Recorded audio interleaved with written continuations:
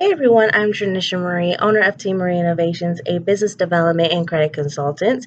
I'm here to help you determine the difference between a Vantage Score and a FICO Score. I've had a lot of clients who use my credit system and they want to know exactly what the difference is between the two. A lot of mortgage lenders typically use FICO scoring model system. Some will also use the Vantage scoring model system. I've had some of my clients end up downloading my FICO.com app so then they can have their actual FICO scores. And of course, they also use the free system Credit Karma, which uses the Vantage scoring system. So they typically see the difference between the two and they don't know why it's completely different. So I'm here to break that down to you, the difference between a Vantage score and a FICO score. So with the Vantage score, of course, it was introduced in 2006, i.e. that's where Credit Karma comes from. And that was created by all three bureaus, which is TransUnion, Equifax, and Experian. And the reason why they did that is so that you can have a better understanding in regards to your score and you have a better chance of approval when it comes down to credit cards or even lending. Now, Vantage scoring goes with 6 different areas as far as calculating their credit score. So as you know, FICO deals with 5, Vantage deals with 6. And FICO deals with percentages. With Vantage scores, they're dealing with ranges. So payment history, they consider that range to be extremely influential. So if you are late on a payment, it will affect you very high. So you can definitely see your credit score drop hundreds of points just based off of one 30-day late payment. So make sure you are always on time with your payments. If your next one, of course, is age and type of credit. They also consider it as highly influential, not extreme, but highly, because it's a different type of percentage when it comes down to FICO scoring. And of course, with age and the type of credit, of course, you look at installment accounts, revolving accounts, which is your credit cards, installments being loans, and then, of course, the age of it, which is your credit length. And we'll get another area, of course, is the percentage of credit usage. And I've told this in another video.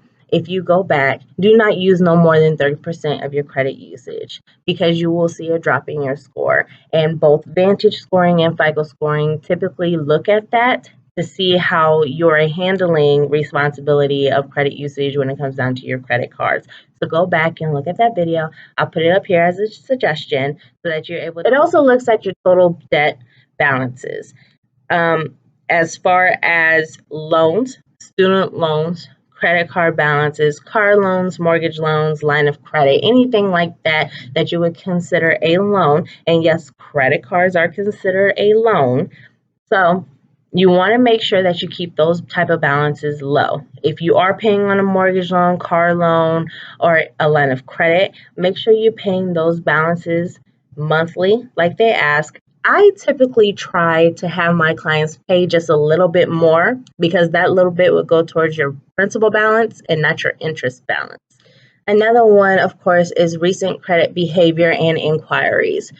Recent credit behavior, of course, is typically what are you applying for? Are you applying for a loan or are you applying for a credit card? Anything like that. So they take that as far as how many are you applying for? Now, there is a given in between those.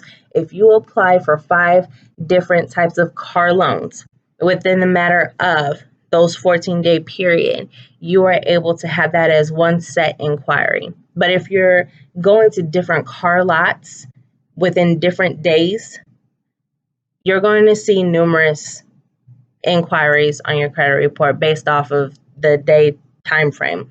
And with Vantage scoring, they're looking at your 14-period day. So if you're looking at a home loan here and a home loan here and a home loan here, all within the 14-day time frame, you're going to see it as one inquiry instead of 3 or 15 or however many you go. So make sure you do that within your 14-day window if you're looking at a Vantage score. And then, of course, available credit. They are looking at your credit balances. They're looking at balances as far as the loans that you have, which is not really considered high. It's considered a low influential, but make sure, again, you're paying those debts off or you're paying them down And when it comes down to your credit cards, the lower the usage, the more available credit, the more it's going to report that way. Of course, with this model, you will see a date of 1 month credit history. So each time that you apply for credit, or if you get approved for newfound credit, it will show up within a matter of 24 hours after being approved for it. If you are new at building your personal credit line under your Social Security number, this model actually works best for you because you're able to see where you range at between 300 to 850 as far as the credit scoring range. In 2017, it was brought into law that tax liens and judgments will not be publicly reported on your credit file, so you are safe there. Anything beforehand will still affect you, but this, you will notice that if you did recently have a judgment after 2017, it will not show up or reflect on your credit file as a judgment. It will actually show up as a collection if that company decides to report it. So as far as a Vantage Score, it may show you up to 2 years worth of credit history of what you have built as far as your personal credit. It also reflects your consumer spending, and it also shows you your credit utilization data as far as what you've been spending to help modify your credit score. Now, if you typically use Credit Karma, you will only see 2 out of the 3 bureaus, that is TransUnion and Equifax. If you want to go ahead and get Experian, I would suggest going to Experian.com, which they use FICO scoring, which we're going to go into. But if you're using Vantage Scoring, that is what you're typically going to see. So now that we have Vantage Scoring out the way, let's go ahead and move towards FICO. I have a history of working with FICO back in 2007, 2008. And from there, they were using a different type of model then.